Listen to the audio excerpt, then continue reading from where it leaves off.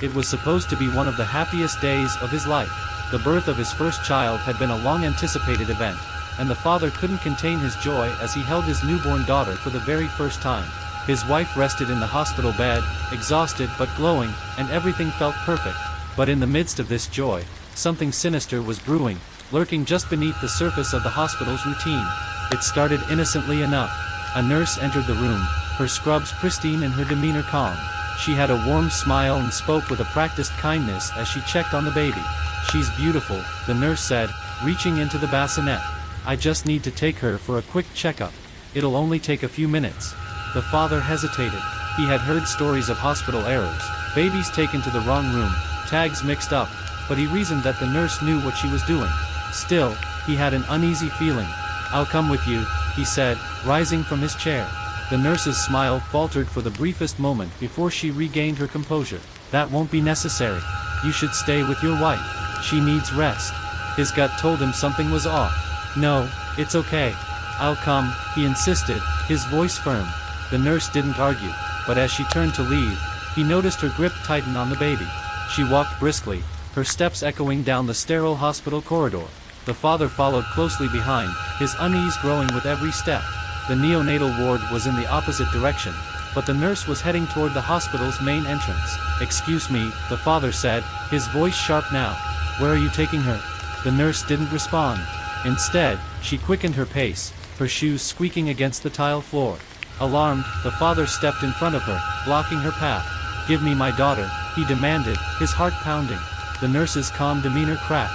Her hands trembled, and her eyes darted around, as if searching for an escape. "I'm just taking her for observation," she stammered. But the father wasn't buying it. "The neonatal ward is that way," he said, pointing down the hall. Before the situation could escalate further, 2 security guards appeared. The father flagged them down, explaining the situation in hurried breaths. The nurse, now visibly shaken, tried to defend herself, but her story didn't add up. As the guards escorted her away, the father clutched his daughter tightly, overwhelmed with relief. Later, hospital administrators revealed a chilling truth. The woman wasn't a nurse at all. She had somehow bypassed security and entered the maternity ward unnoticed. Police interrogated her but were unable to determine her exact motive. Some speculated she had suffered a personal loss, perhaps losing a child of her own. Others believed she had darker intentions, though nothing could be proven. The father couldn't stop thinking about what might have happened if he hadn't insisted on following her. The thought haunted him for weeks. "Always trust your instincts," he later told his friends and family. It could save a life. Though his daughter was safe, the memory of that day lingered, a stark reminder that even in moments of joy, danger can lurk in the most unexpected places.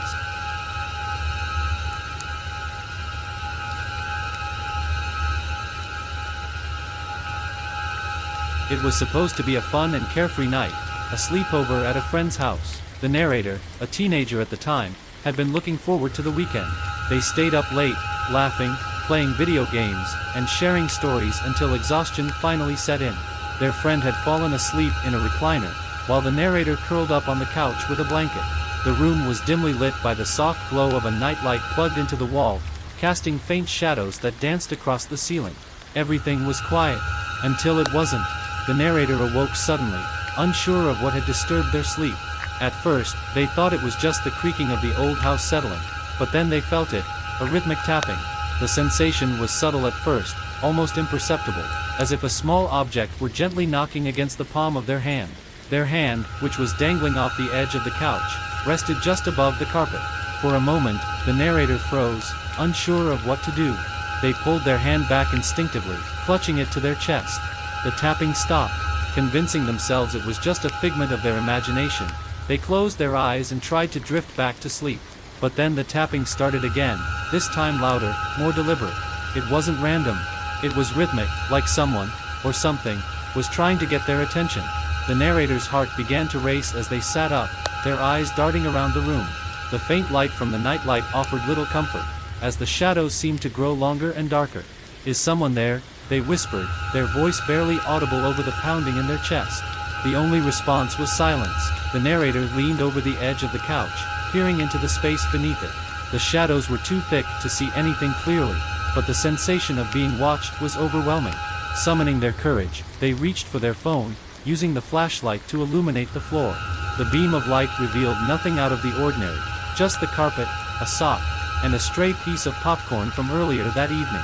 But the moment they turned off the flashlight, the tapping returned. "Hey, wake up," the narrator said, shaking their friend, who was still asleep in the recliner. Their friend groggily opened their eyes, annoyed at being disturbed. "What's your problem?" the friend mumbled, rubbing their eyes. The narrator explained what had happened, expecting their friend to laugh or dismiss it as a bad dream. Instead, their friend's expression grew serious. "I felt it too," the friend admitted, their voice low. The narrator's stomach dropped. "What do you mean?" The friend hesitated, glancing at the couch. "Sometimes, when I sleep down here, I feel, I don't know, like something's under the couch. It's probably just the way the air flows or something, but it feels like it's tapping me." The explanation didn't make the narrator feel any better. They both decided to sleep upstairs in the friend's bedroom for the rest of the night, leaving the couch, and whatever was beneath it, behind. The next morning, they checked the living room again. Everything seemed normal. The couch was just a couch, and there was no sign of anything unusual beneath it. Still, the experience stayed with the narrator. Even now, years later, they can't sleep with their hand hanging off the bed, haunted by the memory of that eerie, rhythmic tapping and the feeling that something, or someone, had been trying to reach out to them in the dark.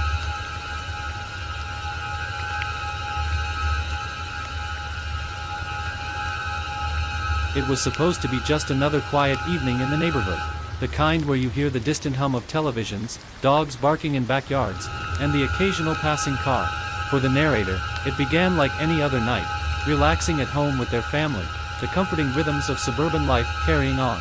That calm shattered when the police cars arrived.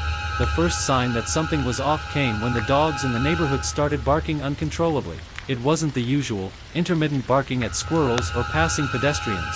This was panicked, relentless. Moments later, the flashing red and blue lights filled the street as multiple police cars pulled up to the house next door. Officers rushed out, shouting commands into their radios. The narrator's family gathered at the window, their curiosity piqued. What could possibly be going on? The house next door belonged to an older couple who mostly kept to themselves, but what happened next would make the narrator question everything they thought they knew about their quiet little street. The police began cordoning off the area, yelling at bystanders to stay inside. That's when the narrator's friends from down the street called. "Get back inside," they shouted through the phone. "There's someone dangerous near your house." The narrator's heart sank. "What do you mean?" The friends explained that they had seen suspicious activity earlier in the evening. A man in dark clothing had been lurking near the neighborhood entrance, watching houses as though he were looking for a target. They had tried yelling warnings, but the narrator hadn't heard them over the noise of the television. The realization hit like a punch to the gut. The police weren't just investigating a crime, they were actively searching for someone. Peeking out the window again, the narrator noticed officers with flashlights scouring the yard next door, their beams slicing through the darkness. A sudden loud bang echoed through the street, making everyone jump. It was the sound of a door being kicked open. The tension in the air was suffocating as the officers disappeared into the house. For what felt like an eternity, there was no movement, no sound, just the eerie quiet of a neighborhood holding its breath.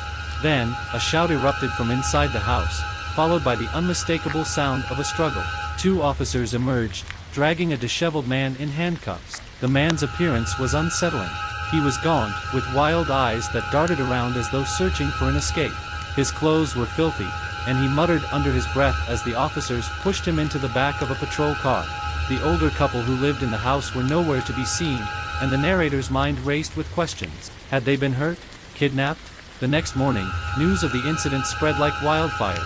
According to the reports, the man was wanted in connection with a series of break-ins in the area. He was believed to have been targeting homes where people were least likely to resist, quiet houses with older residents or families distracted by their routines. The narrator couldn't shake the feeling of guilt for not hearing their friends' warnings earlier. What if the man had chosen their house instead? For weeks after the incident, the narrator found it impossible to sleep peacefully. Every creak of the floorboards, every rustle of leaves outside sent their heart racing. The once comforting hum of suburban life now felt like a thin veil, barely masking the dangers that could lurk just beyond the front door. Even now, years later, the memory of that night lingers, a stark reminder that danger can strike anywhere, even in the quietest of neighborhoods.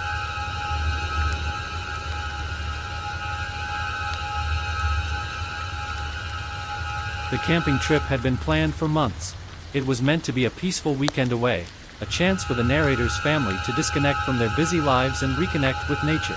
The group consisted of the narrator, their parents, and a few close family friends, all eager to spend a few days hiking, fishing, and enjoying the crisp, fresh air.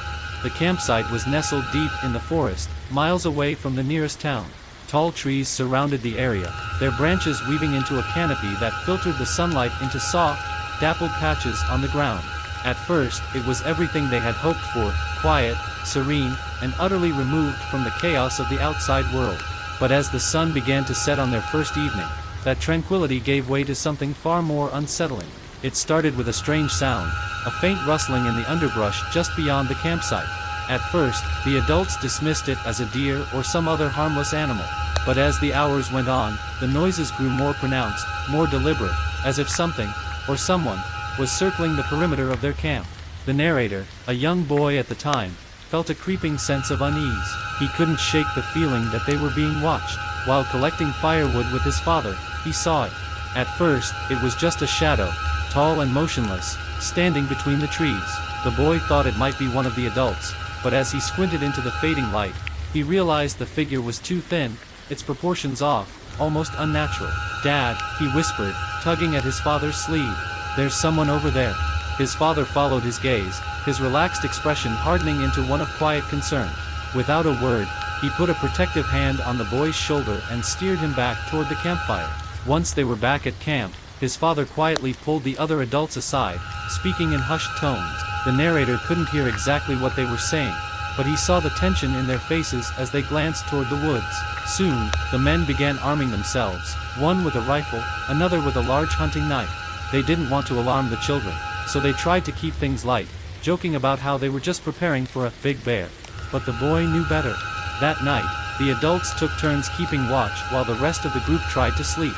The narrator lay awake in his sleeping bag, staring at the roof of the tent and listening to the faint sounds of the forest. At some point, he drifted off, only to be jolted awake by a low, guttural noise just outside the tent. His heart pounded as he held his breath, straining to listen. The noise came again, closer this time, a deep, throaty exhale, like the sound of someone breathing heavily. The narrator wanted to cry out, to alert his father, but fear kept him frozen in place. He squeezed his eyes shut, praying that whatever was out there would go away. Minutes later, he heard a loud crack, followed by a flash of light, the unmistakable sound of a gunshot. His father's voice rang out, commanding whoever, or whatever, was out there to leave. The next morning, the adults tried to downplay the incident, telling the children it had been nothing more than a bear. But the narrator noticed the way his father and the other men exchanged uneasy glances as they packed up the campsite. Later, he overheard them talking about footprints, large, human-like prints that had been found circling the tents. They left the campsite that day, cutting their trip short. Even now, years later, the narrator can't forget the shadowy figure in the woods, the heavy breathing outside the tent, or the look of fear in his father's eyes. Whatever was out there that night remains a mystery, but one thing is certain, it was no ordinary animal.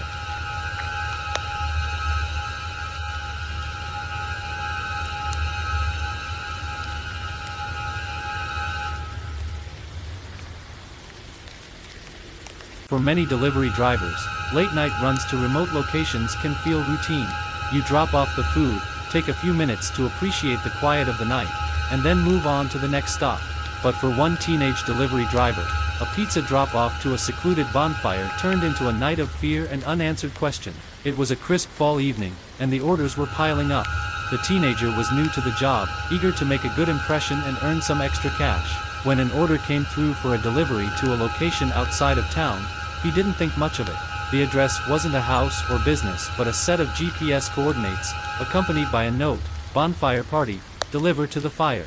Curious but unfazed, the driver loaded the pizzas into his car and followed the directions. The paved roads soon gave way to gravel, and the dense forest seemed to close in around him as he drove deeper into the wilderness. Finally, the glow of a bonfire appeared in the distance, flickering between the trees like a beacon. Pulling up to the site, the driver immediately felt uneasy. There were people gathered around the fire, but something about them seemed off. They were unusually quiet, their faces obscured by shadows and the smoke rising from the flames. He rolled down his window and called out, "Hey, I've got your pizza." One of the figures stepped forward, a man in his mid-30s with unkempt hair and a strange smile. He approached the car slowly, his eyes never leaving the driver's. "Thanks," the man said, reaching into his pocket. "How much do I owe you?" The transaction seemed normal enough, but the driver couldn't shake the feeling that something was wrong. The other figures around the fire remained silent, their movements unnaturally slow as they turned to watch him. When the man handed over the money, the driver noticed his hands were covered in soot, or maybe something darker. As he turned to leave, the man leaned into the car window and said, "Stay a while. The fire's just getting started." The driver declined, forcing a polite laugh as he put the car in gear. But as he drove away, he couldn't shake the sensation of eyes boring into his back. Something told him to look in the rearview mirror, and when he did, he froze. The figures around the fire were no longer standing. They were walking toward his car, their silhouettes barely visible against the glow of the flames. He hit the gas, speeding down the gravel road and back toward town. When he returned to the pizzeria, he told his manager about the strange delivery. The manager, concerned, called the police to report the suspicious gathering. A few hours later, the driver received a call from an officer who had visited the site. The officer's voice was calm, but the words sent chills down the driver's spine. "There's no one out here," the officer said. "The fire's still burning, but there's no sign of any people. Just empty pizza boxes and a lot of footprints leading into the woods." The driver couldn't believe it. He knew what he had seen, those people, their quiet stares, and their slow, deliberate movements. For weeks, the incident haunted him. Every time he passed the edge of the forest on a delivery, he felt a chill run down his spine, as if something, or someone, was still watching. To this day, the driver wonders what he stumbled into that night and what might have happened if he had accepted the invitation to stay a while.